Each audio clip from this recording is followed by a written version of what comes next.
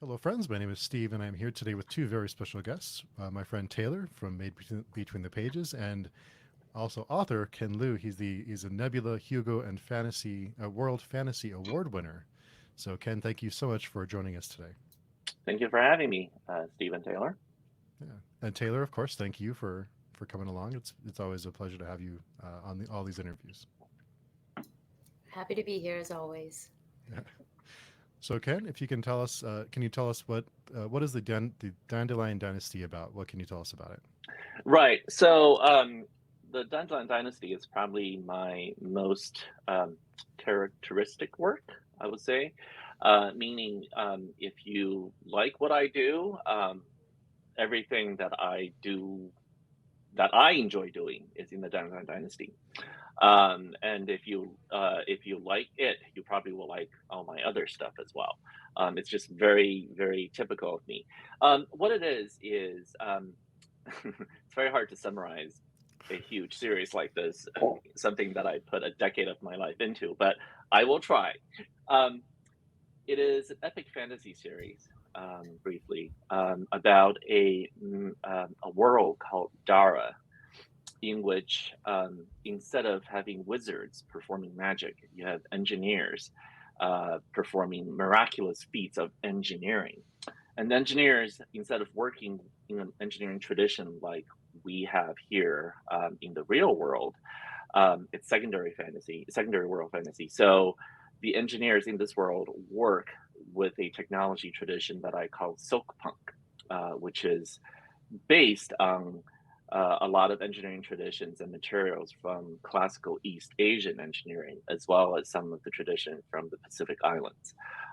So, in a nutshell, that's what it is. But if you ask me what it's about in a more philosophical sense, I can go on for hours.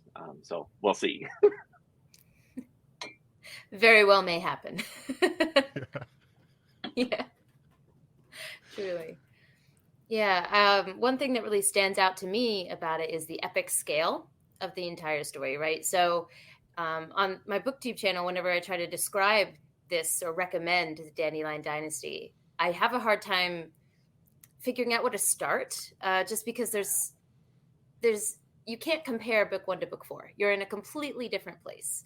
Yeah. And I also found after reading Speaking Bones, when I did the review, I was like, it's good. Like I can't tell you the characters that are in it. I can't tell you anything because all of it is a spoiler because of how much changes. Yeah. So, that epic scale, was that something you wanted from the beginning? Yeah. So you've actually given me a really good segue and way of explaining what it's about in a more um, in a less uh, book promotion descriptive way. All right. So this is what it meant for me. All right. Um, Taylor, the fact that you were having trouble summarizing the darn thing is part of the reason why I invented the term silkpunk. Um, I had a hard time describing to people what I was trying to do with this series and what I wanted to write, because it is a little bit unusual. It's a little bit strange. I hadn't seen any other series like it, and it's something that I wanted to do. So, briefly speaking, it is has always it was always meant to be this epic thing. And the reason is I wanted to tell a story about modernity using the tropes of epic fantasy. Um, and I wanted to uh, sort of twist modernity a little bit because something about modernity just struck me as very strange and very path dependent and very interesting. So, I've traveled around the world quite a bit as an author and gotten to talk to a lot of people. And one thing that struck me is the degree to which folks from around the world talk to me about the sense of translatedness in modernity. Okay. So what I mean is, I talk to folks in South Africa and they say, I grew up speaking the indigenous language of my people, and now I'm educated in English. And when I'm trying to talk about things like college, finances, economics, physics, I can't do it in my indigenous language. I have to do it in English or Afrikaans. It's just very. I have to use the language a language that is not, whose history I'm not born into, if that makes sense, right? So there's Mhm. a sense in which modernity is translated. It's done this in this other language, and I hear this from folks in Asia, folks in Eastern Europe, folks in South America, Africa, all over the place, right? So you would think, okay, well, that's just the consequence of European colonialism. So let's talk to folks from Europe. Well, it turns out that even us English speakers, we may not recognize it, but for us, modernity is also a translated experience, right? When we speak about physics, chemistry, when we speak about um, economics, these are not native English words. These are not words built on Anglo-Saxon roots. They're words invented in modern times using Greek and Latin roots. So why is that? Why is it that from dating back to the Renaissance, our construction of modernity relies on Greco-Roman roots? That's very strange. It's Mm. not what you would expect, and we don't interrogate it enough. So even for all of us English speakers, even for all of us who are born into or acquired the tradition of modernity's native language, if you will, we don't really speak modernity in a native way. We actually in, experience as a translated experience. So that to me was very interesting. So I like to speak about the way we think of modernity as Greco-Roman punk, meaning we take Greco-Roman roots and reappropriate them to do things that they were never intended to do. I mean, if you look at the roots of physics, word physics, chemistry, technology, we ended up using these roots in ways that the Greeks and the Romans never imagined intended. We're using them to do something entirely different. We have appropriated them for our own purposes. Now, to me, this kind of appropriation of tradition, of reappropriation of tradition, of making it your own, of making it do something that the roots were never meant to do, is the very heart of punk aesthetic, which is all about acquiring things that already exist and using them for purposes that they never were meant to, and to create something new out of the stuff that's already there. So I said, okay, what if we can reimagine modernity in a different way, right? Instead of having a modernity in which people go around, speak words that are constructed from Latin and Greek roots, and we talk about the Senate, and we build Washington, D.C. as though it were some sort of modern copy of Rome. It's very weird, right? If you think about it, this is very strange that Yeah. we do this.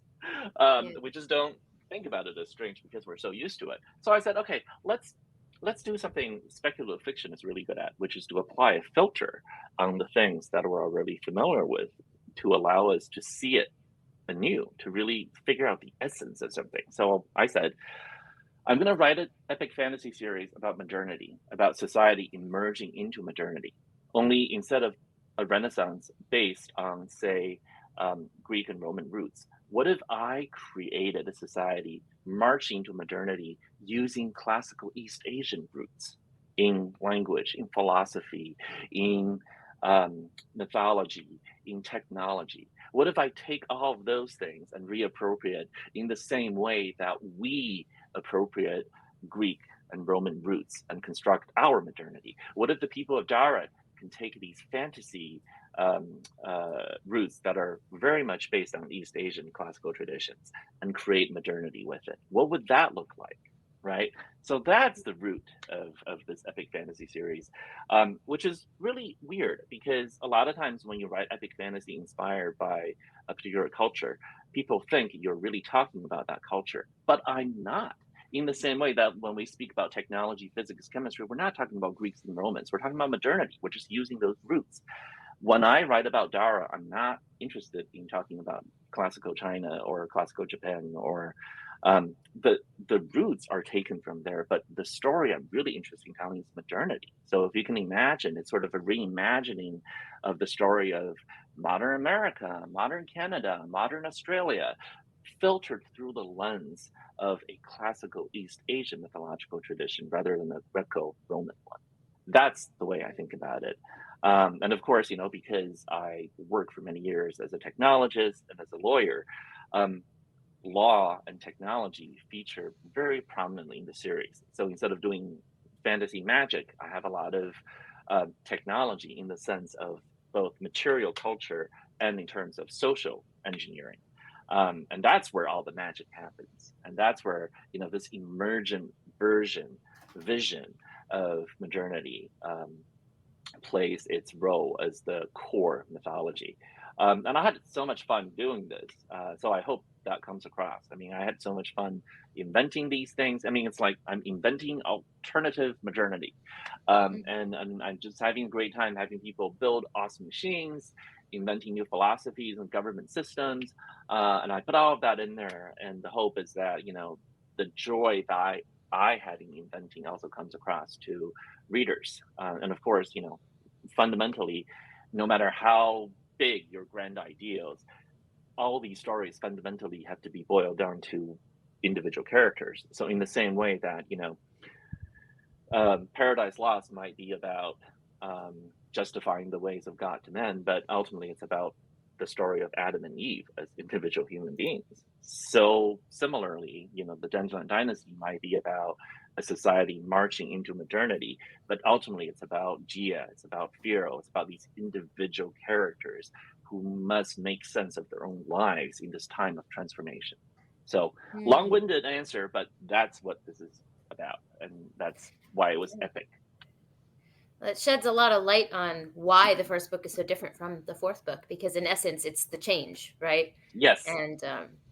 And that's actually, it's interesting that you say that you have to experience these larger, grand scale things through the lens of characters, because I'm a very character-based reader. So this is something I'm aware of whenever I'm reading, that it's the characters that are getting me connected to the story.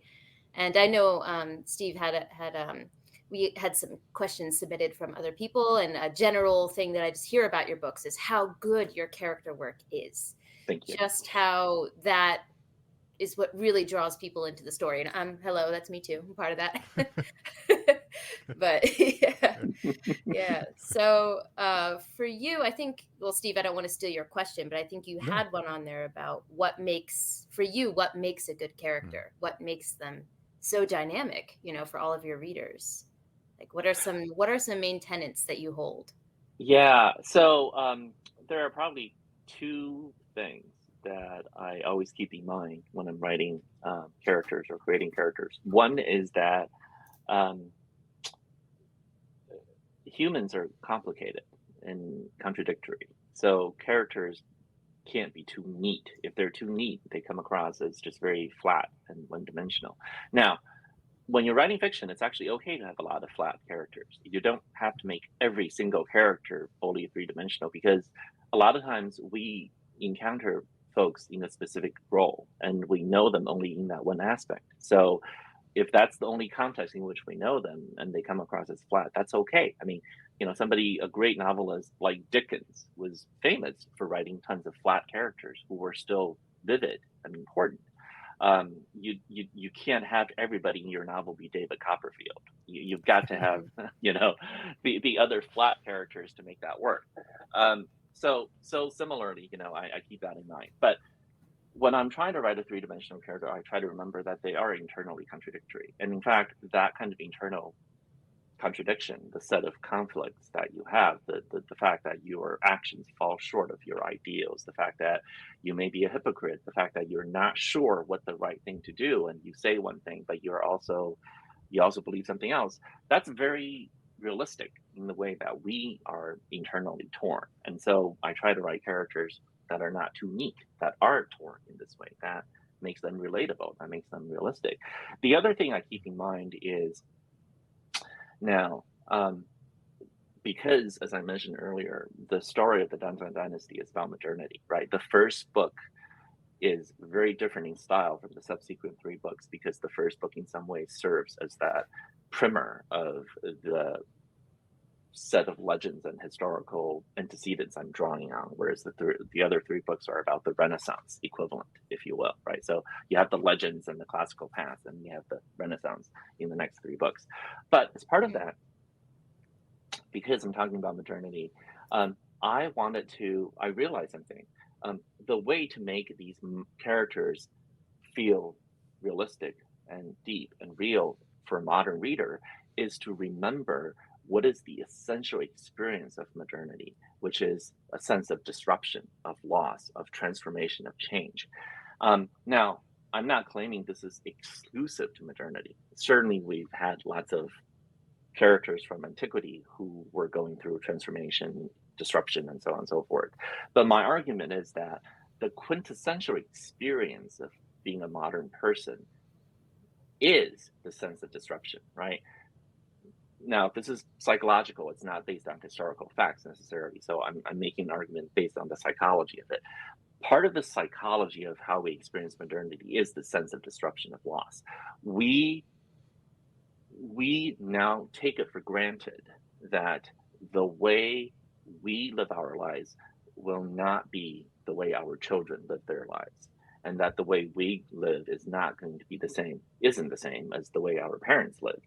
That every generation will experience tremendous change, disruption, and just transformation. In fact, we now take it for granted that within a single lifetime, we will transform into multiple roles. We think nothing of the fact of moving across the country.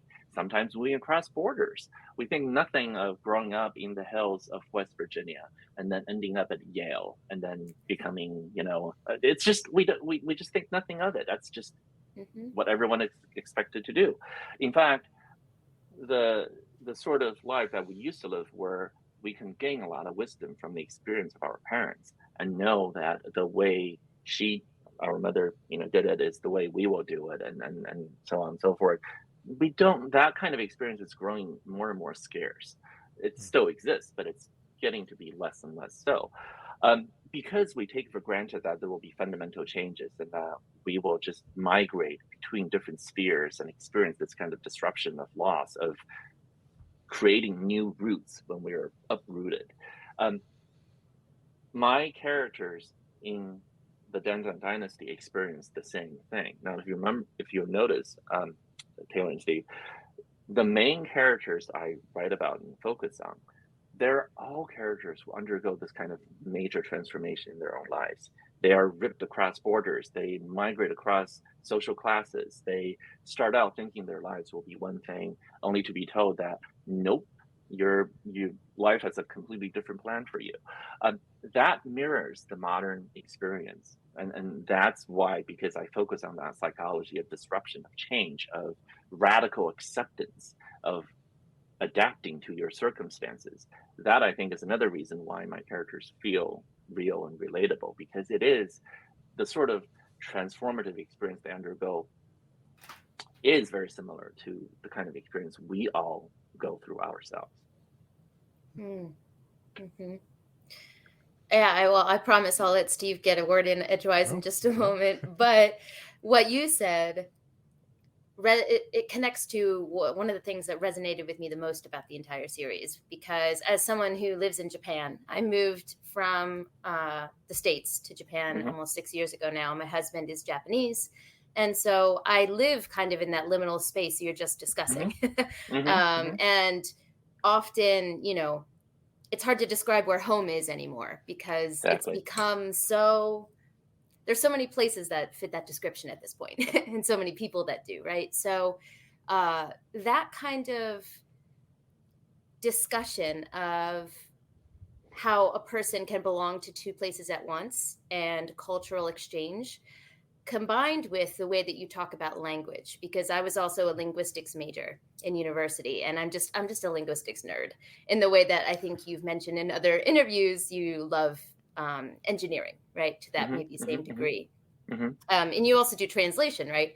Of what is it? Earth's the Remembrance of Earth's Past, right? You're translating that work. So for me, the power, clearly the respect and the awe you have for the power of words, combined with cultural exchange, which happens in good and bad ways, which is very realistic. It's messy. It's very, very messy. And thank God it's not always as messy as the Wall of Storms, but sometimes it is that messy. That was a theme that just really struck me as a reader, probably because it hits close to home, right? So I guess I'm trying to think if I had a question in there somewhere, but my point is that what you just discussed is one of the themes that I think stands out. You know, you say that you hope it shows to your readers that you enjoyed writing the series, Hmm. and I can Hmm. say it really does, especially in those themes, because it's just perfection. It described, my experience to a T. It's also the case, Taylor. I really appreciate that. Thank you. And Mm, the one thing I do want to also mention for readers is that um, we always think that certain experiences are somehow unique or rare when in fact it's not. I mean, now, not everybody gets to experience the kind of drastic cultural shift that you do when you're moving across the Pacific Ocean to Japan, or you know, you know, or people who have to migrate across borders and become immigrants in another nation, or learn a whole new language. I mean, those are major, big disruptions. But all of us, even if we don't do that, experience that kind of disruption to a lesser degree. I mean, it's different in degree, but it's still very similar. I mean, all of us go through the experience of, when you grow up, you think life is basically the way you live on your street with your parents and your friends. And then you get to go to high school and you see how things are quite different. You get exposed to a lot of people that you had not imagined before. And then you go to college and you're going through another major cultural shift. I mean, now you hear people from all over the world and you're like, wow, I really was very um, the world I lived in was very small. And then you go on the internet and, every day you're shocked by the sort of things that you see. And it's just that kind of constant disruption of having to accept that um, the human capacity for invention and new cultures and new languages is endless, and that you have to just adjust and go with it, and sort of, like you say, this experience of learning new cultures, of encountering new peoples, of encountering new ideas is messy. It's not always the bright-eyed, everything's wonderful that you think. certainly And not. no, no, and it's something that you have to question about yourself. I mean, oftentimes another thing that we've all experienced is it's not until you've left home that you now try to understand what home actually is, and it's not until you've left the place that you start to actually understand it. And certainly a lot of folks who have had to learn a new language gain a new appreciation for their own language once they're immersed in another linguistic community, right? That happens all the time. Mhm. And so that's also, I think, a very big part of what it means to be a modern person, the sense of home being having multiple meanings, of not knowing quite how to answer the question, where are you from? The older you are, the harder that question is to answer, and the harder it is to even say what your identity is. I think modernity is about forcing everyone to construct their own identity, to no longer accept and take it for granted these very easy labels that nation states force on you, and tradition and prejudice try to box people into. The quintessential modern experience is this idea of transgressing, crossing, of transforming across boundaries, and it's again, in some ways, it's kind of fun for me to realize that this is not something new, right? At the same time, it's very modern, and yet at the same time, it's also very ancient. Um, Metamorphosis, this idea of transformation, is a very key part of Latin literature, and primarily written during the time of the Augustan height of the Roman Empire, and that period was in many ways a precursor to modernity. It's about bringing all these cultures into one. It's this sense of exposure to all the new things, and how your life today is not at all like the lives of your grandparents. You know, the Romans at the time of Augustus experienced something like it, and that's why the literature of the Metamorphoses is so prominent and so important to us, to them, and we're sort of going through it too. So if you want to be sort of a little bit, and I'm not saying this very serious way, but there is some truth to it. The works that we all enjoy now are also works about metamorphosis. And you could say that all of us are behaving like Ovid in some sense, because that kind of transformative experience is our reality. We are seeing ourselves change. We're seeing everyone around us change. We're seeing the world change and transform day to day in a way that makes us feel both excited and also a little bit scared, right? It's unsettling. Mm-hmm. Very much so. And you mentioned social media. How has social media changed how we perceive our identity or identities of anyone else? Oh, such a great question, Steve. I've written a lot of now not in the Danzang Dynasty because thank God that's a world that doesn't have social media yet. But I've written Oh my extensive. God, can you imagine if Sarah Okay. had social media? It'd be over. Gia? Oh my God, Oh, world God. ending. It will be world ending. Um, uh, I have written extensively about social media in my short fiction, and I think social media is just deeply fascinating. It's interesting the degree to which folks of our generation had to learn to navigate how to speak social media and how to construct a multiplicity of identities on social media, right? It's not natural to us. I mean, we've had to adapt lessons learned from the real world to it. I mean, it's true that historically we've always code switched and played roles in different spheres that we're in. The way you speak to your friends from your hometown is very different from the way you speak to your professors at college, and very different from the way you speak to your supervisor at work, and your clients, and your in-laws. You adapt a different code when you speak to all of them. um, but social media makes that like 10 times more intense. The way you present yourself on Twitter is often completely different from how you do it on LinkedIn, Oh and no, the how trigger word, Twitter. how you are on something like Snapchat is very, very different from how you have to make TikToks, right? It's just very different. These you end up being a very different person, and we've had to learn to do it. And I find it fascinating because all of us are not really digital natives. We weren't born at the time when these things were already in the air. And then I watch my children doing this, my daughters navigating this, and the way they grow up with this stuff, and they intuitively know how this works. The fact that I just find it deeply fascinating that Facebook, the platform and the company, is moribund, right? Because I read this thing Washington D.C. where they talk about memes, and they're like, memes originate from these very dark forums, 4chan or whatnot, right? That's where the memes come out of. And then they get shared around on TikTok and whatnot.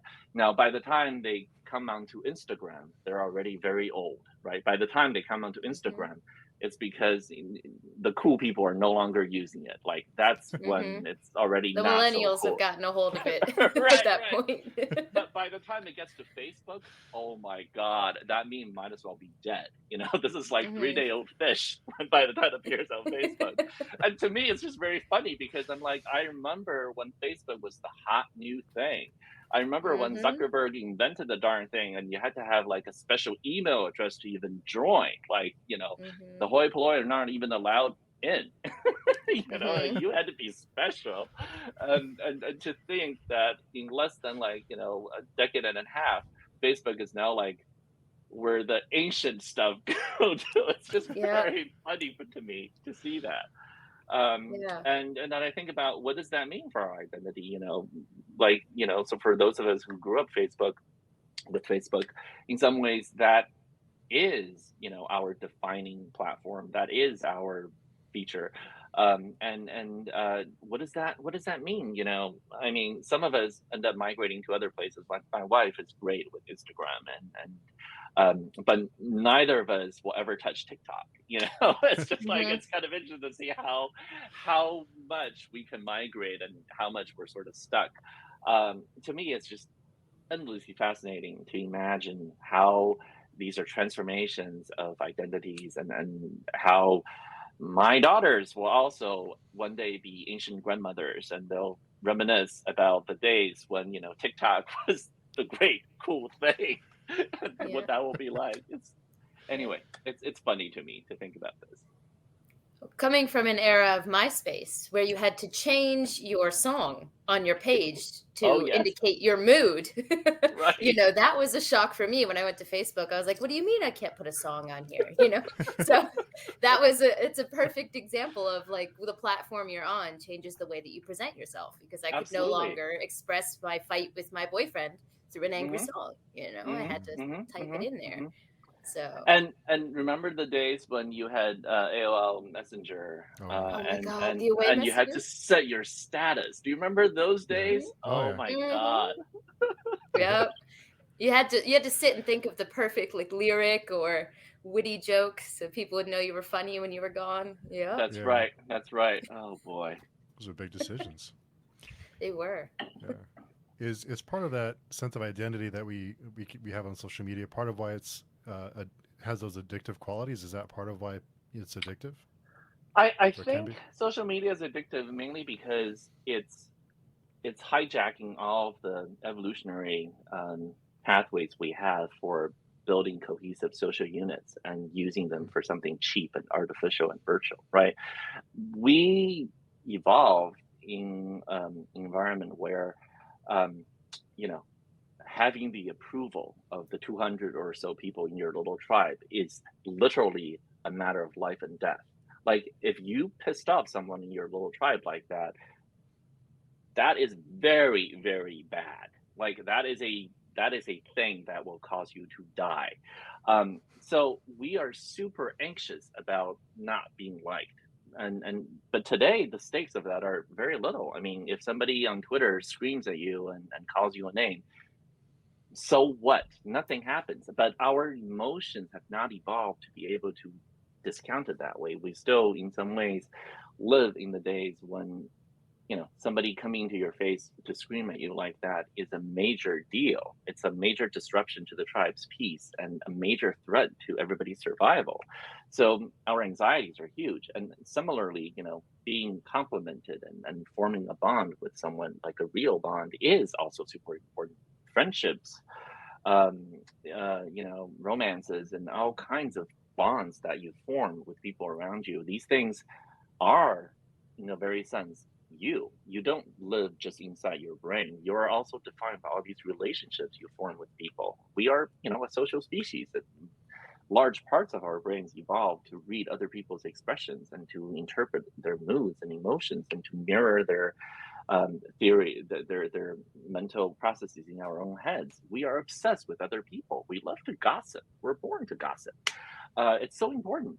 And now all of those nice little, neurotransmitter pathways to reward us for being social are being used on Facebook and Twitter and all these things for stupid little things like somebody click on your like. I mean, we evolved on the thing where we're trying to engineer the perfect little tweet so we can get as many likes as possible. And if people are not liking it, we've all behaved like high school versions of ourselves and going like, what's wrong, why don't people love me? um, it's Yeah. it's really scary how the degree to which this kind of artificial fake social um, signaling and connection is being is tapping into real emotional pathways and manipulating us. um, and I get bothered by it a lot. And I've often said how um, artificial intelligence has shaped the way we think about picture taking, the way we think about video production, the way we think about music, and it's transformed the visual arts in a lot of ways. But it hasn't really changed the way we write stories.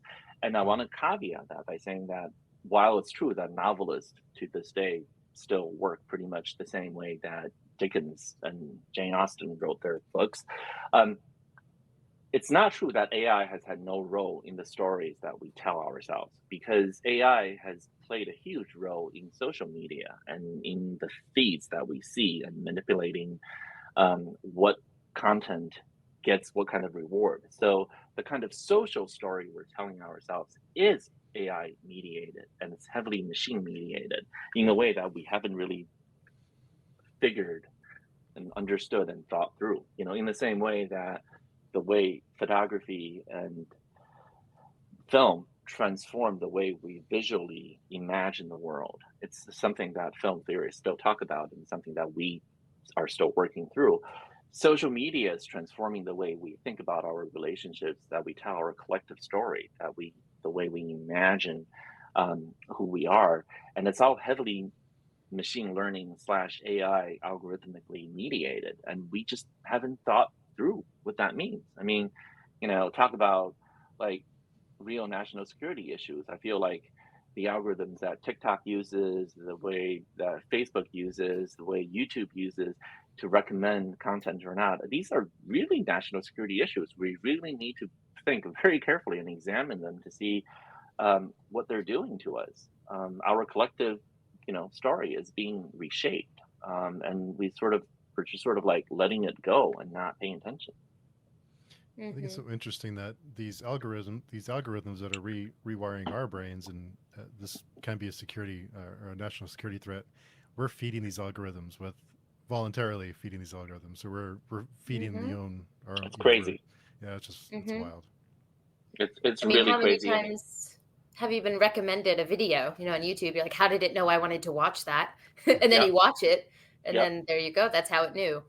I mean, we're arguing over whether there are trolls who are manipulating our elections. Of course, the election's being manipulated by the algorithm that is running Facebook. I mean, how can you question that? That's not happening. I mean, um, it's it's really shocking the degree to which we sort of are just saying, oh, people still have their own free choice. Yes, but to a large degree, the story we're trying to experience and tell ourselves is now being mediated by these machines, and we really have to um, uh, uh, get more transparency and more understanding into what that is. We can't just let it be a black box. Hmm. Hmm. Yeah, I think.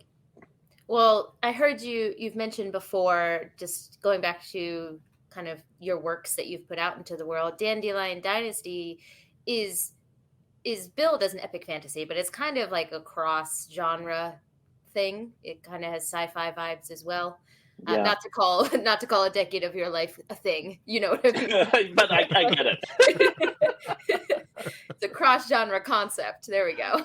Yes. um, and I know that some of your other like short story collections, which I am so excited to get to, like the Paper Menagerie and everything, those delve very much into sci-fi.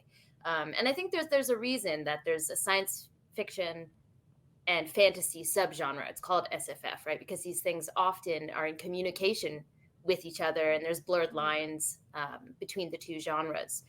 Um, so for you, obviously, you enjoy elements of both. But is there a different way that you approach a story if you know you're going to approach it as a science fiction short story, for example, versus a fantasy story, even if it's a short fantasy story?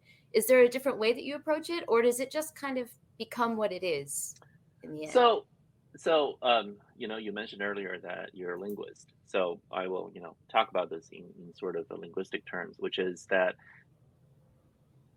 fundamentally, all languages are similar in the sense that they allow humans to express mental models about the world, and there are differences between languages. Some languages are have much more a set of worn cliches and tropes, if you will, for expressing certain things much more readily than other languages do. In the same way that the Greeks Absolutely. say, for example, I had four words for different types of love.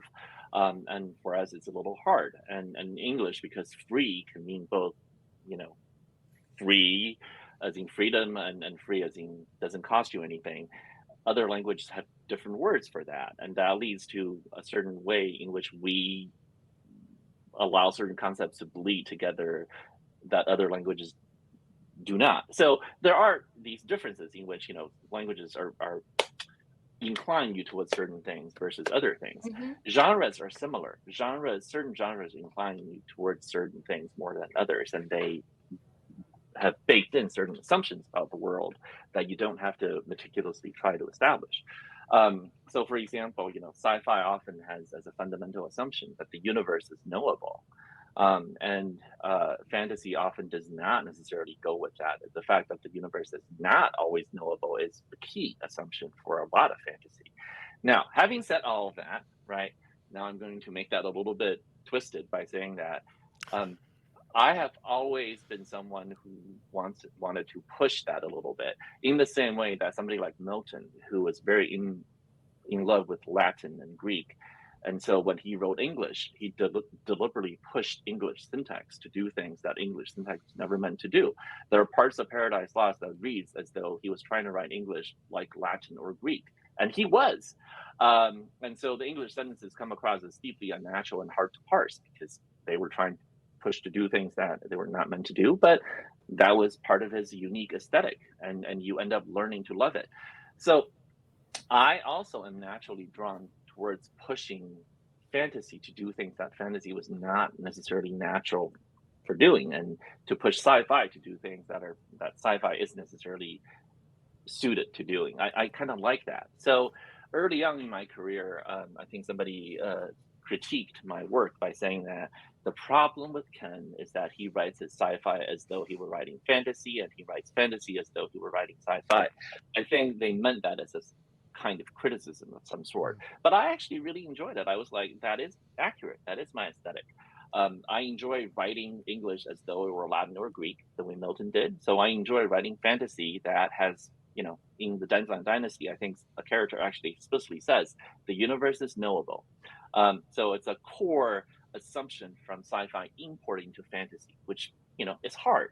A lot of times when I write sci-fi, I will also put in some notion that fundamentally this technology is not understandable. Fundamentally, the world is weird, mysterious, enigmatic in a way that isn't reducible to scientific knowledge, which is, challenges a core assumption of a lot of sci-fi.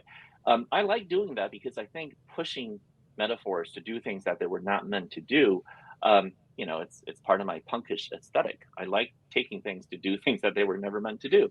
I think that allows you to see certain insights that you can't get otherwise. It's sort of a core part of my aesthetic.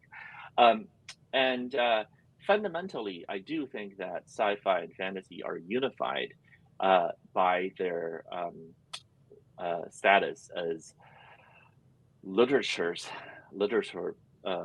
genres that aim at using metaphors to understand the world. So what I mean is this: both sci-fi and fantasy are really about making aspects of reality that we think of metaphorically real.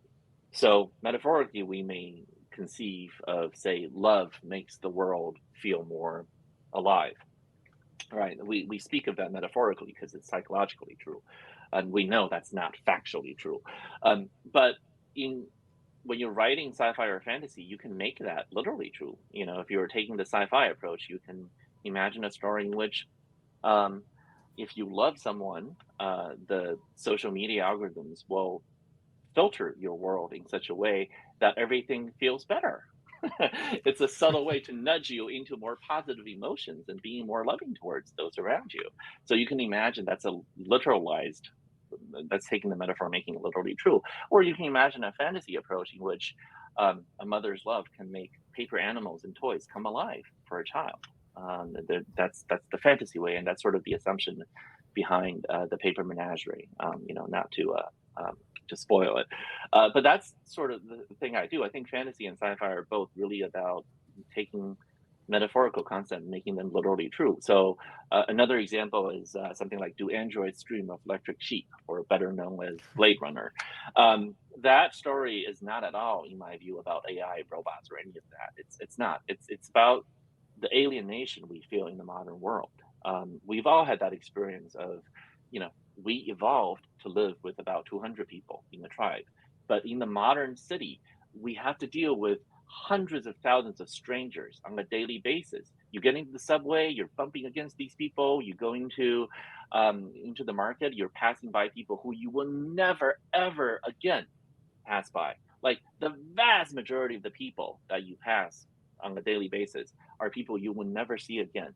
If you think about it deeply, I think our little monkey brains will go crazy if we really thought about it. And so we all now have this sort of illusion that we're the only real people in the world, that most other people are just figments. They're little roles. They're NPCs, right? For lack of a better term, right? We all have that experience of sort of imagining that only we have rich, deep inner lives, and the vast majority of the people we encounter are mere NPCs, and they don't have anything behind them. So, what is Do Androids Dream of Electric Sheep? It's about, can we really tell real humans apart from these, machines that we think inhabit the universe? Can we really tell what is a real human being when we feel so alienated from everything around us?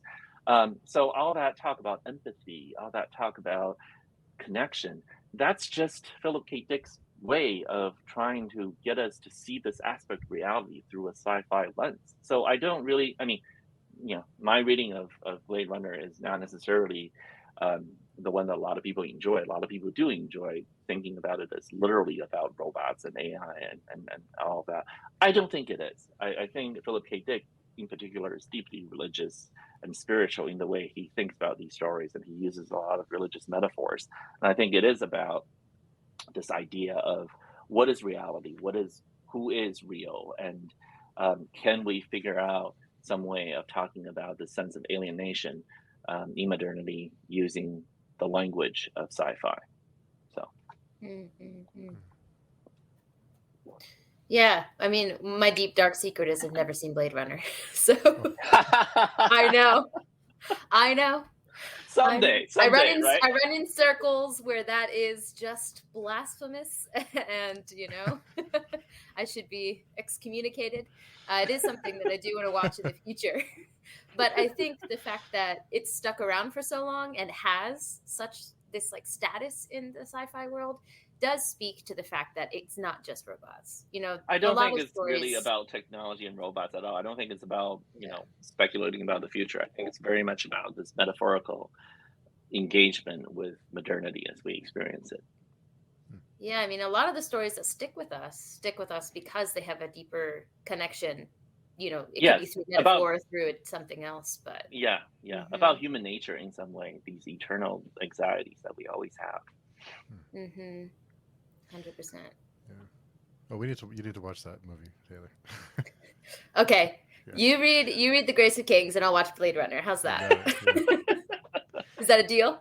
Deal. Yeah. Well, I'm already All set right. for that. So yeah. All right. So I have work to do. Got Yeah, it. you have work to do, not me. So, Ken, before you became a full-time writer, you've worked as a software engineer, a lawyer, and a litigation consultant.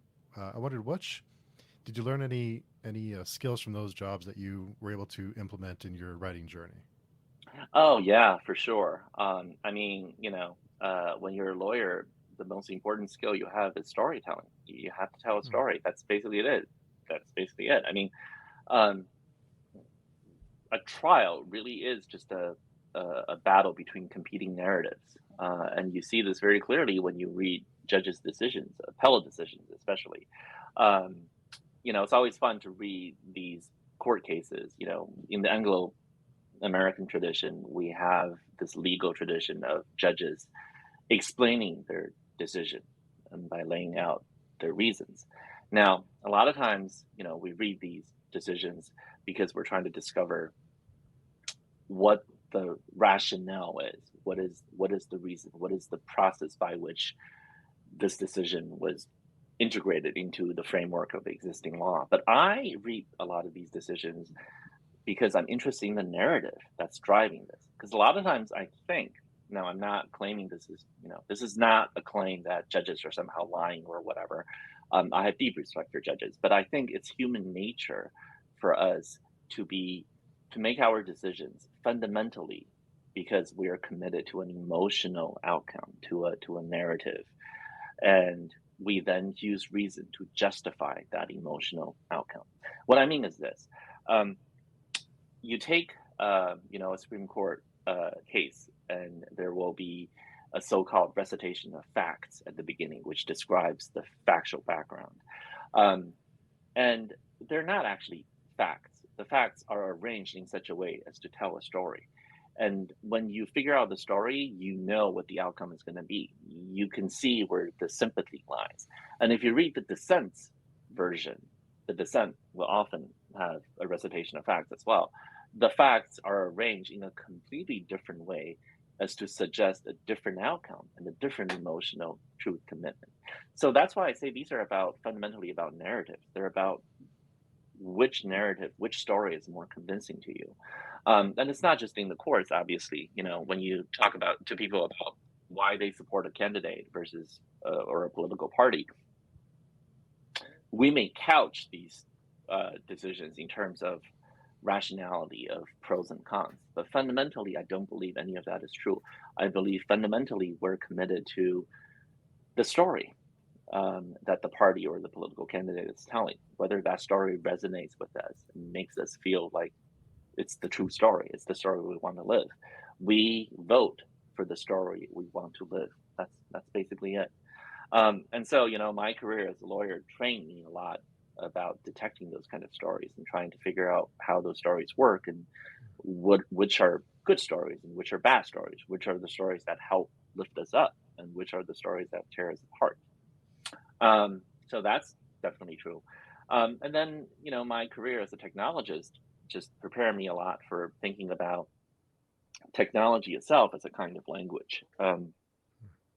So Taylor, back to the linguistics point, I ended up sort of realizing that technology is not really a sub branch of scientific investigation as we often think of it. It's not at all. Technology is much closer to an art, which means that it's a way for us to express ourselves. It's a way for us to talk to the world. You look at technologies like calendars, like philosoph- collective decision-making mechanisms, juries, legislatures, administrative agencies. These are all really just ways for us to express how we think the world functions and what an idealized world is. So technologies are a way for us to embody our minds into the universe, for us to make our minds tangible, and for us to exude, if you will, these mental images and models we have of the world and make them real. It's the way we speak to the universe, the way we talk, we converse. That's what technology really is, which goes back to the roots of the word. Technology literally, means a discourse about art, about skill, about craft. That's what technology is, and it is, in fact, ultimately a discourse, speaking. Hmm. That actually, I don't want to go into any spoiler territory here, but that connects to me for some of the overarching aspects in the Dandelion Dynasty of certain characters have a view of the world that they wish to impose upon the government structures. Yep. And they will go way to extremes. I think we all know who I'm talking about here, but they'll go way to extremes to make that vision the reality because they are convinced that this is the way society should be. As you said, it's like a representation of what we think the world should look like, right? So I think it's pretty clear that the Dandelion Dynasty does deal with that. And what's interesting to me is the characters who are the movers and shakers in that way. Some of them could be viewed in a positive light and some in a negative light, depending on your personal view when you read it. Exactly. So you might think like, oh, this is the right fight. I can understand the sacrifices being made here. Whereas if you're coming from maybe another political spectrum or a way of viewing the world, you might be like, this is horrendous. They're ruining the world. Yes. I mean, these are such fundamental commitments that they define these narratives, these models of the world define fundamentally societies as well as individuals, right?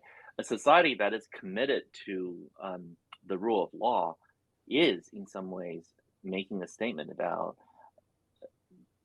distrust of the individual, right? We don't want to have any individual to have too much power, even if that person is the bestest person in the world, the wisest philosopher. We don't want that person to have all the power because we fundamentally don't trust people. It's a narrative of distrust that we have, and in some ways, that kind of distrust may be, in fact, the best way for us to build a society that acknowledges everyone and protects everyone. We accept some degree of injustice in order to have the best chance of justice for everybody.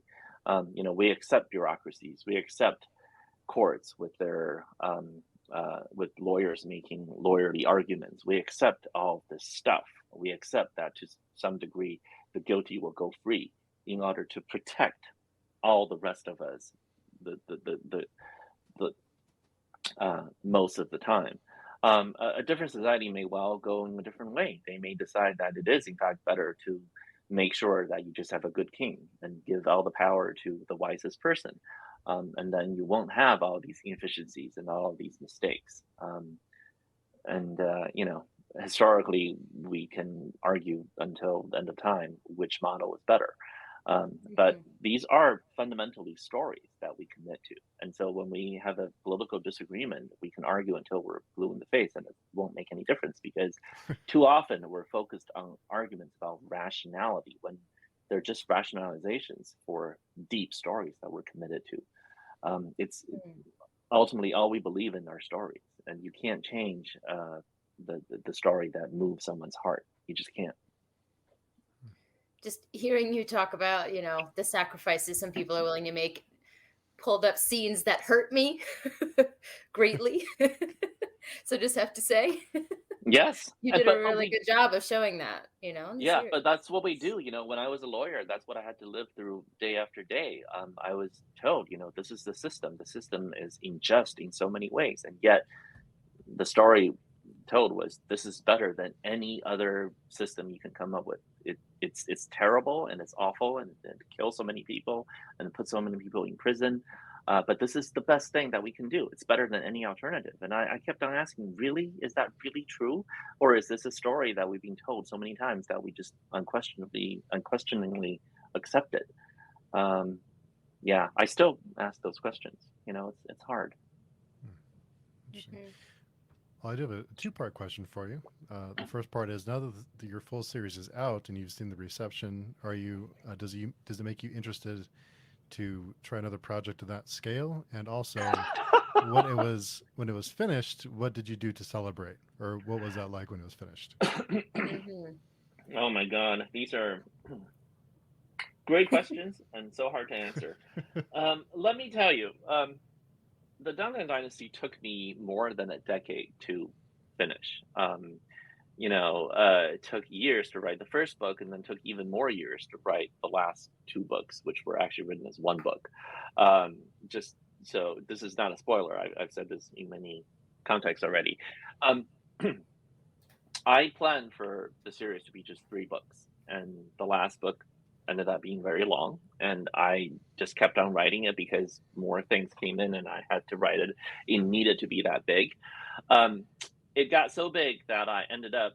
Um, I sent it to my editor when I was done, and my editor told me that um, we can't publish this. We just can't. You talk about technology, right?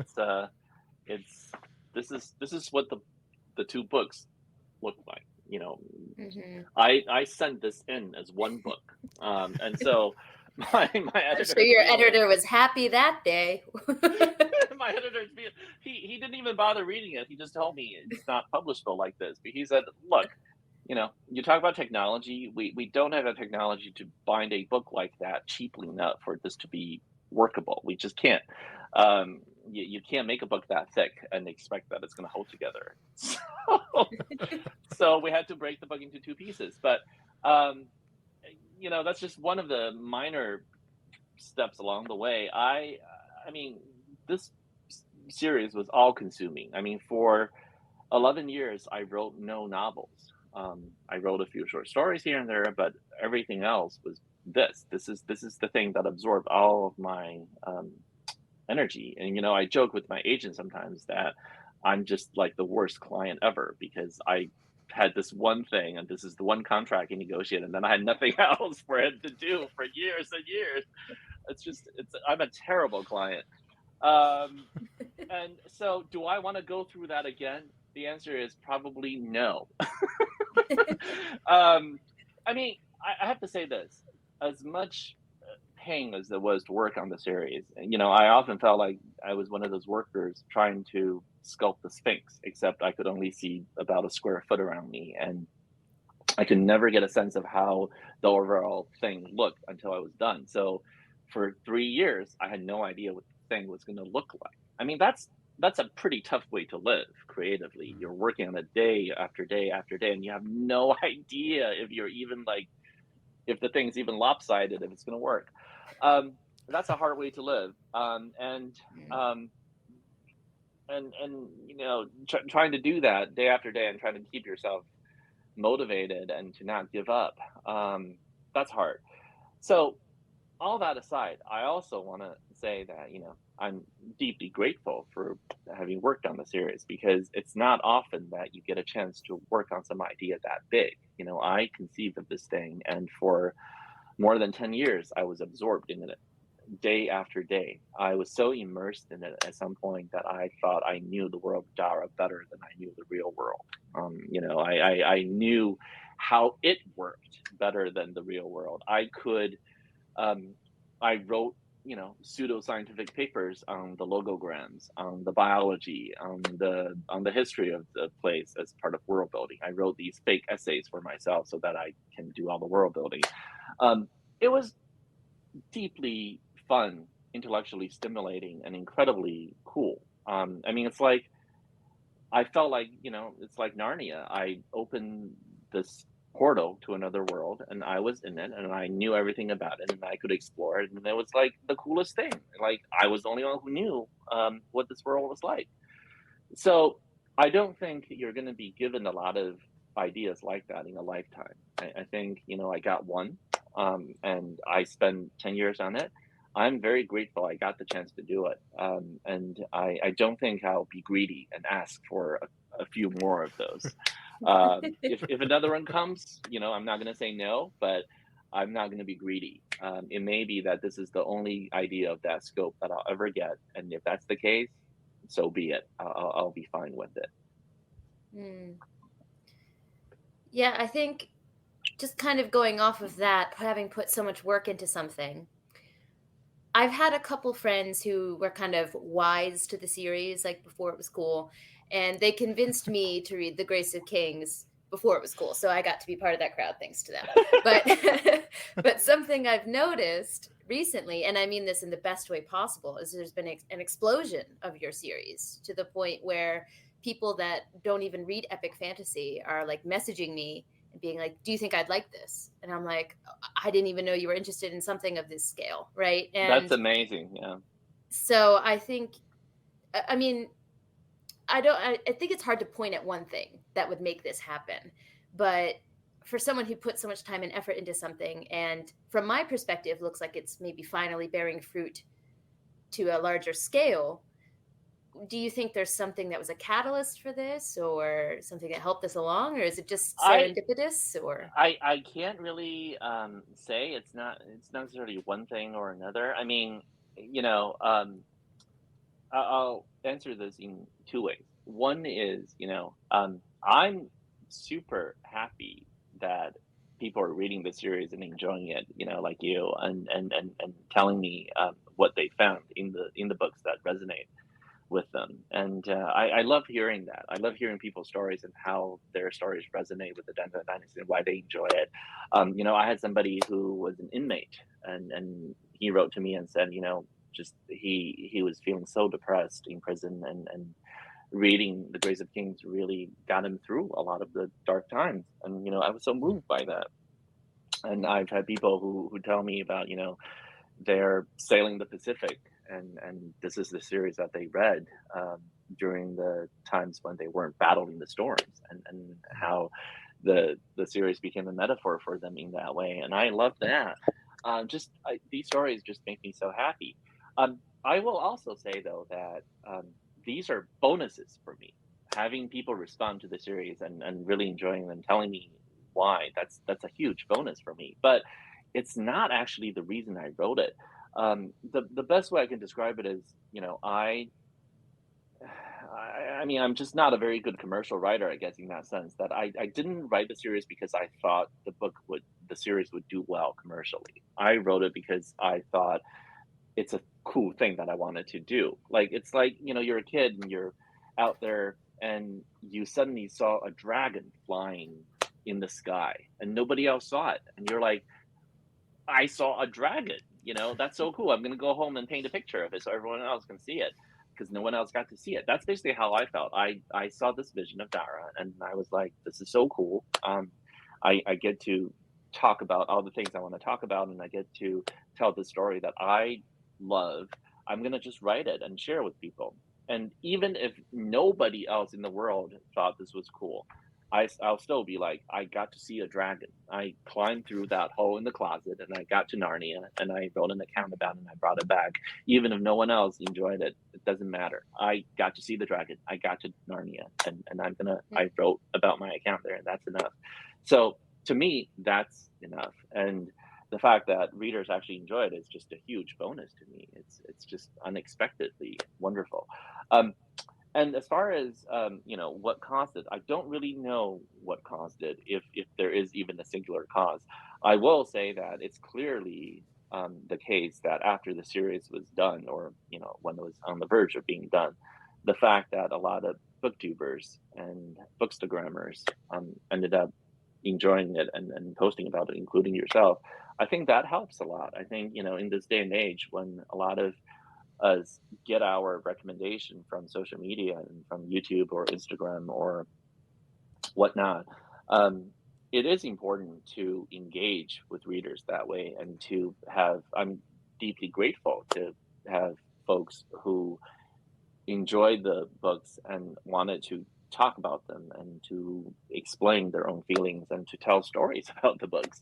I'm very lucky. I feel very lucky that happened and that there were readers who did that for me. And I'm sure that helped generate a lot of interest in the series. So I have no doubt that mattered. And a lot of it had to do with my wife, Lisa, who, is skilled with Instagram in a way that I can never be. And she helped me, try to connect with Instagram and to sort of allow me to see that there are readers out there responding to it. And that I'm sure helped a huge deal too.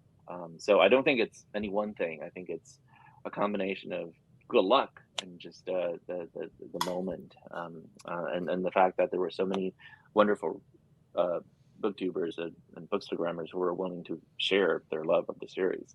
And I think it's the confluence of all those wonderful things. Mm. Very And rarely is yeah, it one thing, right? So Yeah. and you speak at universities and conferences about a variety of topics. Is there a certain topic that you enjoy most when you visit universities or conferences? So the topic I enjoy talking about the most these days is actually about uh, the power of storytelling and what I think stories are about and why stories are important for building a sustainable future, right? Because, as writers and artists, we're often faced with this question, which is, what is the point of any of this? The I as I mentioned, I spend a decade of my life doing this, writing this story. What good is it really? It's not going to cure anybody's disease. It's not going to feed the hungry. It's not going to reduce carbon emissions. It's not going to do any of those things. And concretely, um, in terms of how much money I made from it, um, not a whole lot. I made a lot more money as a lawyer, let me tell you that. So, so people are like, what is the value of this? How do I hold my head up at, reunions, at high school reunions? How do I face the music when people ask you, what is it that you bring to society? What do you do? Um, and my answer has always been that I don't think artists should try to defend themselves on instrumentalist grounds. I don't really believe that those defenses work. So oftentimes, people will say, well, art is important because it makes you a better human being. Is there any evidence of that and proof of that?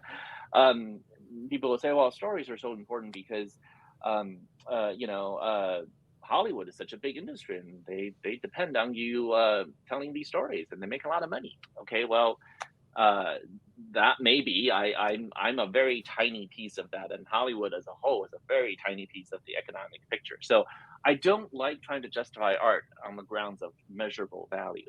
What I tell people is, um, So the topic I enjoy lecturing, talking to people about is let's examine really what are stories about and why do we love them so much. And my conclusion is that humans are wired to understand the world through stories. I mean, I've already given a hint of this in the way we talk about it.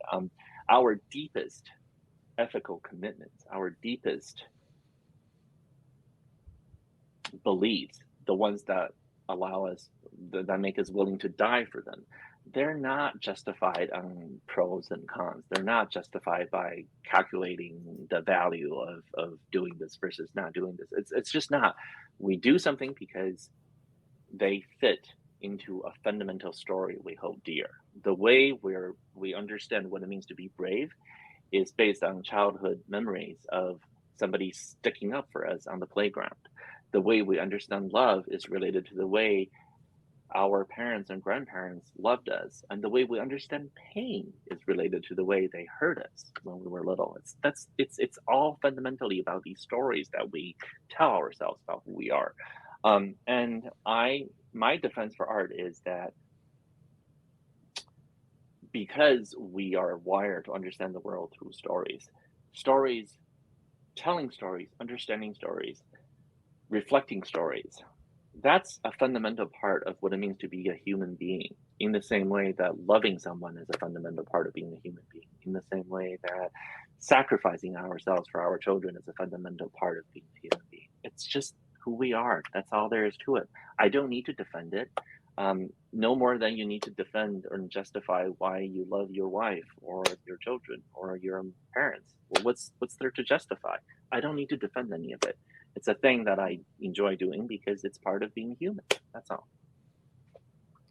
It's interesting to hear you say that, because for me, what comes to my mind when people ask me to justify my hobby or whatever, the question may be about, why do you spend all this time doing free stuff for books? Because everything Steve and I do is basically free. Well, most of the time free. And people ask, well, why do you spend all these hours doing this? And for me, I always think of the fact that pretty much it's a universal human condition that when you're done with work or whatever you do, even if your work is art-based, you consume art, you consume media. That's just what we do. So it bothers me when people ask you to justify something that we all Exactly. participate in. Every single Exactly. person watches TV.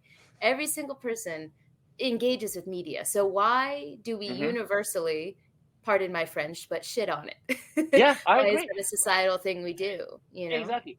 Well, we're not just little machines to increase the GDP. We're not.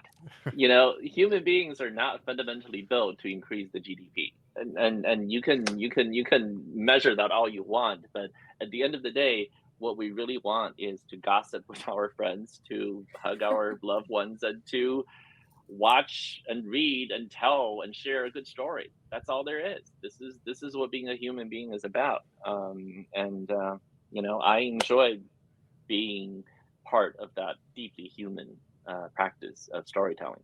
And I don't feel like I need to justify any more than that. It makes me happy. Mm. Well said. So we did have a couple of questions that were submitted by other readers that posted a couple of questions. So the first one's from M, and M said, "Not having a philosophy background, I would like to know if the philosophies of Dara have roots in actual philosophical thought from that region or time of which he has based his books." So a couple of things. One is that the books are not actually based on any specific thing. The first book is a fantasy reimagining of the Chuhan contention. And so, in the same way that if you were to do Greco-Roman punk, you would have a book that lays out the history of the Roman Republic, and then you do your own thing with it. So that's how the books are based on history. Only the first book actually is a fantasy retelling. And secondly, as far as the philosophies of Dara are concerned, some of them are very obviously mappable to some version of classical East Asian philosophy. So, for example, moralism can be seen as an analog of Confucianism, but it's not really, because it's really an amalgamation of Confucianism and Neo-Confucianism. And so Sometimes people get confused and they think Confucianism is one thing. It's not. Confucianism as a philosophical tradition went through thousands of years of evolution and division and reinterpretation and transformation, so that by the time you get to Neo-Confucianism, a much later branch, it's almost like a completely different philosophical school from Confucianism as understood by Confucius itself. Moralism is equally complex, and it reflects contributions from Confucianism, Neo-Confucianism, and some of the later traditions from Republican times. Similarly, something like Fluxusism can be seen as a kind of direct analog of Taoism, but also not really, because there's some Moism thrown in there and a little bit of modern American transcendentalism in there. So people have noted that Thoreau and Emerson and Annie Dillard, these individuals of the American transcendentalist movement, often their writings have a Taoist flavor to them. Now, we have no idea if Thoreau and Emerson were ever familiar with Taoism and whether that influenced them in any way. So I don't particularly think it matters. But it is true that the American transcendentalist writers, who are among my favorite writers, feel to me philosophically compatible with Taoism. So Fluxusism incorporates a lot of Taoism, but also a lot of American transcendentalism. So I guess my point would be that I don't think it's particularly interesting to compare what I did with the historical analogs, because I start out with the historical analogs, but I'm not very interested in copying them. I'm interested in appropriating them to do something different that they were never meant to do. I'm much more interested in the punk part of Silk Punk than the Silk part, I guess. Mm. Yeah. And we did have a question from our friend Esme. Her first question was, what was your experience like going from being a short story author to writing this massive and ambitious epic historical fantasy series? Did it come naturally, or were you certain writing hurdles that you would have to overcome? Um, I mean, I think a lot of writers have said that writing is fractal. So whatever skills you learn at the short form can be reapplied and transformed and applied for longer forms. And I think that is true. But at the same time, I also think there were lots of things about novels, especially epic fantasy novels, that I just didn't quite understand until I tried to write one. And I had to learn on the fly how to do it. One of them is the nature of plot. Plot is something that you can get away with not worrying about as a short story writer. A lot of short stories have no plot whatsoever. I mean, I've written a bunch of them. If you read the Paper Menagerie and other stories, one of the first stories in there is called The Bookmaking Habits of Select Species. And that story has no plot of any kind. It is a pseudo ethnographical account of alien species and their books. And there's no story, there's no plot. With short stories, you can get away with having no plot. And I think as somebody who enjoys writing stuff that challenges assumptions, wrote lots of stories with no plot whatsoever. But when I went to write epic fantasy, I realized that plot is like air. You have to have it, otherwise the reader loses steam. The reader can't go on if there's no plot. It's just unreadable without it. And I had to learn how to plot. Surprise. Yes. It's well, not just that. The writer loses steam too. The writer has no interest in writing if there's no plot. I didn't really understand that until I tried to write one, and then I was like, "Oh, this is way harder than I thought because there's no plot here." So I had to learn how to do that, and luckily, it's one of those things where you can learn to plot in pieces. For the Glaze of Kings, I plotted it as a bunch of novellas, essentially, all lumped together into a bigger story. And that was a way to do it.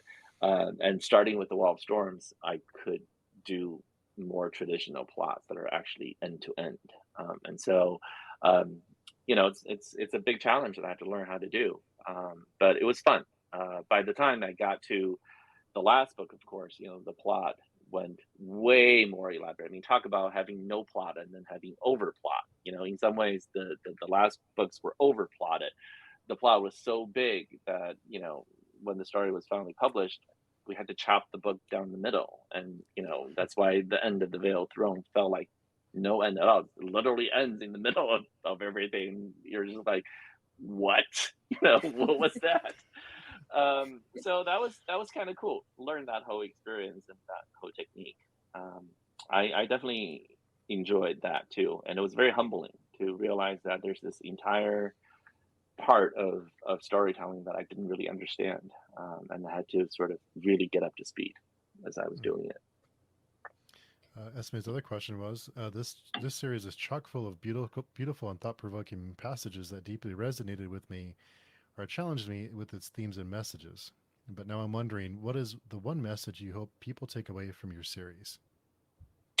Um, I don't know if there is one necessarily that I can Mm. reduce it down to. I guess I will say this: if nothing else, if you read the series and you enjoyed it or didn't enjoy it, if there's one thing I want you to remember from it afterwards, it's this idea that you should do the most interesting thing. I think all the characters in the books go through this, and which is their recognition of their own mortality and understanding that they get to live this one life and just it's an experiment. There are no safe path. There just aren't. Um, Maybe not in the ancient world, and certainly not in the modern world. There is no such thing as a guaranteed path to success. You can follow all the cliches and all the paved ways that people laid out before you, and it's not going to be a guarantee of success and happiness at all. But on the other hand, if you do the thing that's most interesting to you at the moment and follow the thing that you're passionate about, your chances of succeeding are much higher, because even if you don't succeed in the conventional sense, at least you were doing things that gave you a lot of joy along the way, and that you cannot substitute for. It's much better to do something that you're excited about and then try to struggle to figure out a way to make money from it than the other way around, which is to think that you're going to make money and now you're not excited about stuff you're doing at all. Yeah, I needed you on my side when I said I was going to major in linguistics. My dad was like, sorry, what? What are you going to do with that? You did the right But thing. but I love hearing you say that, because when Cooney says that in the first book, it never left my brain. And I've actually found myself saying that to myself in real life. Like when I'm not sure what to do, I'm like, well, what's more interesting? Like do the most like that quote really I I tell you, can't believe that I got the main takeaway because that's that what I I took do. it That's what I away. do. I, Yeah. I think we undervalue excitement. Again, we teach our children and we teach ourselves to be productive and to make decisions based on pros and cons lists. But the biggest pro of them all, are you excited about what you're trying to do? We never account for it. We don't have a way of measure it. We don't have a way of reducing to dollars, to grades, to something. But ultimately, what are you choosing to do other than excitement? I mean, think about how many decisions in your life are based on that. Like how you ended up with the person who's your best friend, how you ended up settling in the city you settled, how you ended up with your spouse. It's because you were excited. That's really it. And that's so much more important than any other criterion. But you know, Hmm. And another question from Esme was, are there any characters in the series that were inspired by people in your own life? mm, I would say all of them are, because as a novelist, you don't really write characters entirely out of whole cloth. You're always taking your own experience of real life and of how you understand people and how you model them in your heads. That's how you understand human nature. And of course, when you're writing characters, you just end up drawing on that knowledge. For example, all the teacher types in the books. It's Luanzia or Gia, even in the moments when she's trying to teach. They're drawn from teachers, teachers I love and teachers I didn't really click with. And they're based on, I mean, I think that's one of the things that I think is really fascinating, which is the degree to which teachers are very important to us, and yet we in the modern world, especially in the West, don't really have a good language for talking about it. It's striking that a Japanese word like sensei has entered the English lexicon because, again, East Asian cultures often have a deep meditation and set of cliches and tropes and values associated with the teacher-student relationship that isn't entirely absent from here in the West, but just don't get the kind of emphasis. We treat teachers often as transactional actions. We treat them as just doing a job, but it's not just a job. Like, in East Asian society in particular, teaching is a calling. It's a very important thing. This is not merely a job. To be a teacher gives you the same status as being a parent. It's very, very important. And so, the Dungeon Dynasty is very much about that conception of teachers. And, I wrote teachers with a great deal of affection and love and a lot of memories of teachers who made a difference in my own life. And so, yeah, they're based on that. So, they're some teachers are from elementary school and others are from law school. I mean, I feel very lucky that I've had wonderful teachers throughout. One of the most important figures in my life was, a law school professor, and then the judge who I clerked for. They were teachers to me, and they were incredibly important in forming my own ideas about what life should be like, this model I have about the way the world ought to be. And I wanted to convey some of that in the books, in my characters. And so that's why the teacher-student relationship plays such a central role in the books. Yeah, Luan is a precious bean, and every time he was on page, I was like, I love this man. So He tried. He tried. Through. He did. He very much did. And without saying spoilers, the teacher-student relationship he has with a certain character was just so heartwarming, and I couldn't get enough of it. So I can say that comes through. For sure. Thank you. And I had her honor that even at the very end, right? That this is how tradition gets passed down. That you pass it forward. You were taught well, and now it imposes on you an obligation to teach those who come after you well. Mm-hmm. Well, we have 3 more questions for you. I'd like to finish off with some funner questions. The first one is, do you have a favorite family recipe? I don't know if I have a favorite family recipe. My grandmother was a great cook, and unfortunately, she passed away before I could really learn how to cook from her. So I have memories of the wonderful food that she made, but I never learned how to do it from her. We have created some new family traditions. My daughters are great bakers, and so we do have a favorite muffin recipe that they like to use, and that they alter and substitute and change every time they bake. And I act as their sous chef in those moments, and so I like their muffin recipe a lot. That will be my favorite. What kind of muffin is it? So they sometimes do chocolate chip, and sometimes they do blueberry, and sometimes they do raspberry. They change it all the time, but every time they do it, it's very good, no matter what they put in there. Yes. Raspberry muffins don't get enough love. They have good They sense. don't. They don't. So the next one is, I always think it's interesting to learn what everyone's first job was. I think you learn a lot about someone when you learn about what their first job was. What was your first job? Okay, so it depends on how you define it. If you're talking about job, as in, I could imagine as a career, then it was working at Microsoft as a software engineer. But if you're talking about job as in, the first thing where you did something and people paid you, this would have to go back to high school. I worked for a local bank as their filing clerk. It was my job to take the checks that came into the bank that day and file them to the different accounts. And it was also my job to shred papers, to do all the sort of office work that teenagers were hired to do, which these days are done by machines. So Riveting work. yes. But I actually enjoyed that job a lot because I remember how fun it was for me to observe all the back office workers and my coworkers and to sort of just hear them.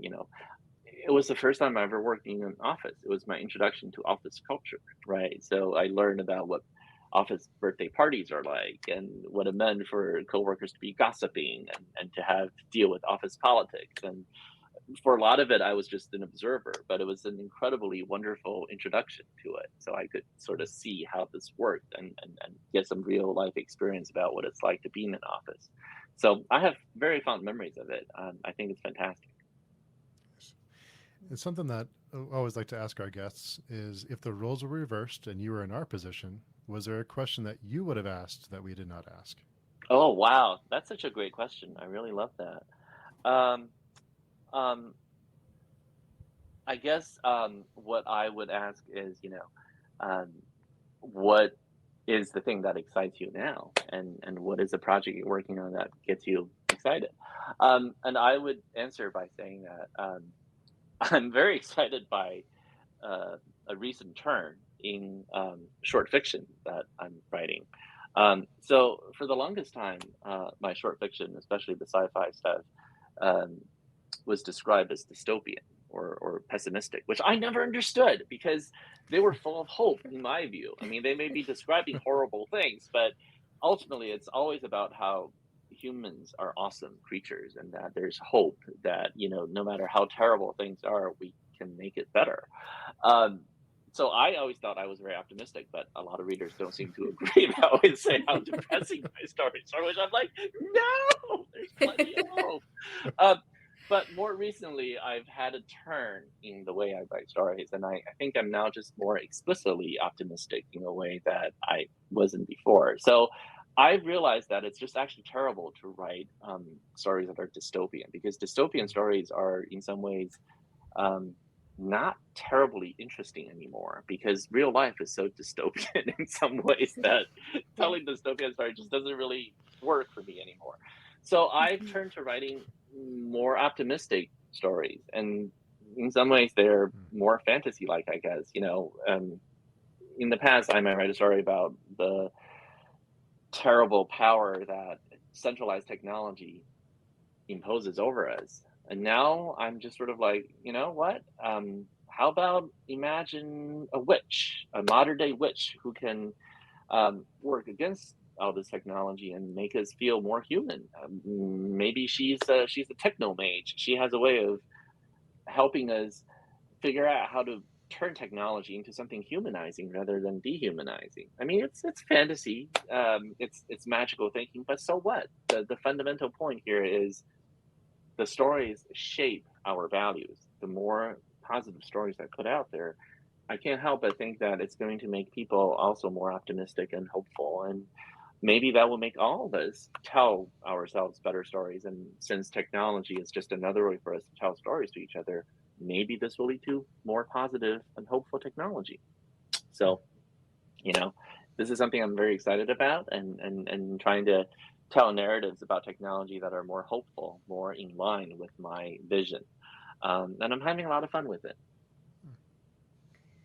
Yeah, I mean, we certainly don't want to take too much of your time, but just one thought that sparked for me was in previous conversations, it has come up multiple times about the trend in not just fantasy, but media in general. But, a lot of us read fantasy, so it tends to skew that way. But talking about the rise of grimdark and the darker stories in recent years, and how recently we've seen a shift towards cozy fantasy, Hmm.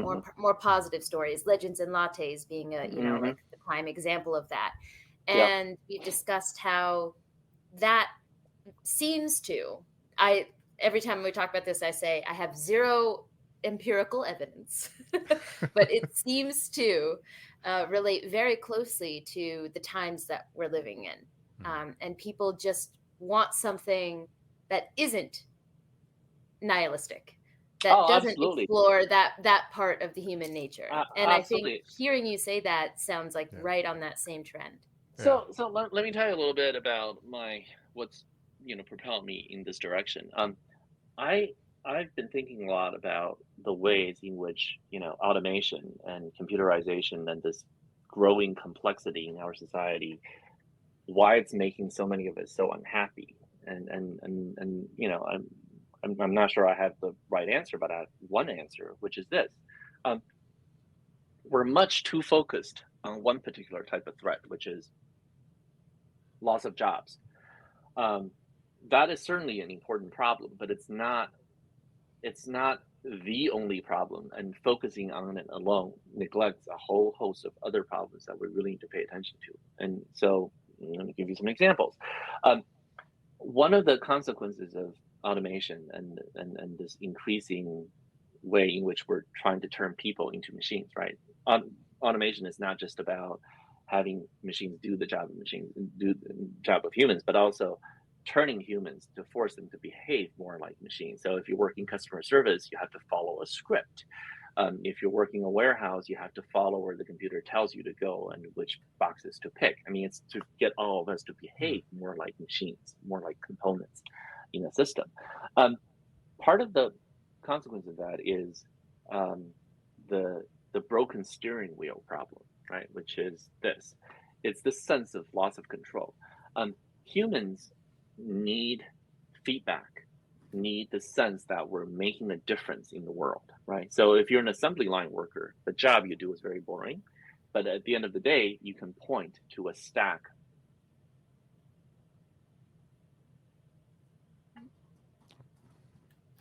Give it a minute to catch up. Mhm. A stack of what? I must know. Okay. Okay. Okay. Okay. So when I was working at the bank, right?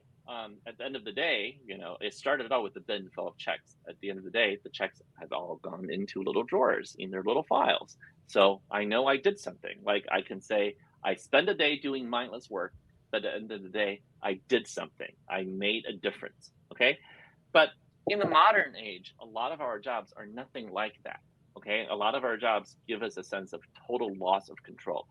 So I was a lawyer for many years, and as a lawyer, do you know what you do? You write memos. I wrote many memos. Some of these memos took me weeks of research and hard work. I pass it up to a senior associate who gave it to some partner, and then I don't know if it made any difference whatsoever. Did that change anything? Did it convince anybody? Did it change the outcome of the trial? Did it do anything? Like Right. those of us who work in knowledge industries know this. You work hard over something, and you put all of yourself into it, and you make some argument, you pass it on, and then you're like, "That's it." Did it make any difference? What did I Screaming just into the do? void, right? So it's this sense that you're as a kid, you pretend you're driving, right? You're moving the steering wheel and nothing is happening. It's the broken steering wheel. It's very Right. demoralizing. The other Mm. problem we have in modernity is this loss of faith in our mission, or mission doubt. So all of us are happier as human beings when we believe what we're doing is aligned with some higher purpose, with something that we really believe in. But that's increasingly hard to fathom, because the purpose of what we do is growing more abstract, right? You work for Facebook, let's say, right, and you're like one of the smartest programmers in the country, and you're there to put your brilliant mind in the service of this corporation whose mission is to serve more ads to people. How can you really believe in your mission when that's the case, right? There's something deeply disconcerting that so many of our brilliant minds are being pushed to serve on missions that they don't really believe in, or they have trouble believing in. Or your job is to make the trading algorithms function faster so you can exploit smaller um, inefficiencies and make more money. And what exactly have you done here? What exactly did you accomplish? Can you believe in this mission? So I think a lot of us are suffering from mission doubt and from this sense of broken steering wheel, up and down. No matter what your political commitments are, your economic status, your position, this sort of thing's happening more and more because more and more jobs are being automated, abstracted. Everything is turned into a set of symbols upon symbols upon symbols. It's all discourse now, right? So we have this experience of postmodern loss of direct feedback and of purpose. So I think that's why we're now yearning more and more for stories that satisfy both our belief that we can still affect the world and that we can also affect the world positively. We now want these stories more than ever. In a time when you can still have real feedback and believe in your own purpose, maybe these stories are not as critical and you can think about dystopian stories more. But now more than ever, we really yearn for these stories because our real lives are so spinning out of control. So that's why I'm committing so much more to writing stories that are, to me, more about sustainable values, more about humanistic values, more about upholding those things and trying to tell a positive story about technology. Because again, technology itself is not good or evil. It's just a language. It's just a way for us to speak. And there are stories we can tell that are positive. That's like the best description I've heard of that discussion that we've had over all the times we've had it. We've had it several My times gosh. too. Yeah. Yeah, right? Yeah. Nailed it. Yeah, nailed it. So Ken, I want to thank you so much. We know you're busy. Want to thank you for taking the time to chat with us. We really appreciate it. If anyone's looking to find you online or to connect with you, where's the best place to find you? So the best place would be to go to my website, which is kenliu, KENLIU.name. You can go to .com, but .name is cooler because, I was one of those people who signed up for a .name domain back when it was thought that individuals would have their websites that way. But I have that. So you can go to my website and sign up for my newsletter. And whenever I have a new story or a new novel or something, I'll announce it there. So that's a great way to stay in touch with me. You can also follow me on Twitter, KYLIU99, or on Instagram. Although the Instagram account is really run by my wife, not me. But you can certainly stay up to date with my projects on there. It's kenliu.author, I think. Finally, the one project I wanted to talk about, didn't get a chance to talk about it, but AMC took a bunch of my short stories in The Hidden Girl and Other Stories and turned it into a TV show called Pantheon, which is about the singularity and uploaded consciousnesses and how that challenges the idea of being human. What does it mean when you're uploaded into the cloud? Like, we always talk about how, the dream of technology is to live forever, allow us to upload ourselves into the cloud and live as gods. Wouldn't that be awesome? Okay, but what does that actually mean? Like, if that happened, are we really human anymore? And if we're not, what are we? That's what the show is about, Pantheon. Craig Silverstein, who is the showrunner, is just fantastic. He took my stories and then just build them out into this wonderful world, and it's a great show. I saw the first season. I got to sneak peek at it, and it's just really cool. And the premiere happens September 1st on AMC. So AMC Plus. So I hope people check it out. It's very cool. Oh, congratulations! That's That is awesome. fantastic. Thank you. Well, you just got me excited for it, so I'm going to be Googling I hope that. you check it out. Yeah. Let's look it up here. really Yeah. happy. Yeah. Awesome. It's wonderful. And Taylor, if anyone wants to connect with you, where's the best place to find you?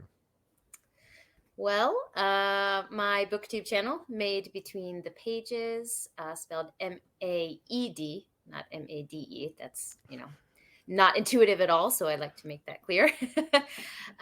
So you can always find me there. I always respond to comments. The other platform where I'm most active would be Twitter. I talk about books all the time on there. I nerd out about them all the time. I would say, besides that, you can find me on the Page Chewing podcast that Steve, myself, and PL do, which is on Spotify or really anywhere that you get podcasts. You can find out about me there. You can also read my reviews on Before We Go blog. I am an assistant editor there, so I write reviews for that SFF blog all the time, run by Beth Tabler. I'm trying to think if I've forgotten anything because I always forget at least one. What's your Twitter username? Because I don't think you gave that. Oh, right. What is my Twitter? I think it couldn't be the full length. So it's MAED made, and then between is hyphenated to BTWN and then pages. Okay, so it's good. a very truncated version. But I will be sure to have the link in all of my descriptions. So if that's hard to Google, you can find that in any description on any of my videos. And maybe in this one as well, if Steve is kind enough to put it there. And my Twitter is KYLIU99. It's also not very intuitive, but it's just, so I've always used that. So we get what we get, you know? Exactly. Yeah. Well, thanks to both of you so much for spending time, taking time out of your day to chat with us. Hope we can do it again sometime. Absolutely. Yeah. Thank you so much Absolute for having pleasure. me. Real pleasure to be here, Steve. And thank you, Taylor, for chatting with me. This is so cool. Thank you to both of you. Yeah, I bullied my way in, and I'm glad I'm here. So. I'm glad you're here too. We're all glad you're here. Okay. Thanks, everybody. Thank you.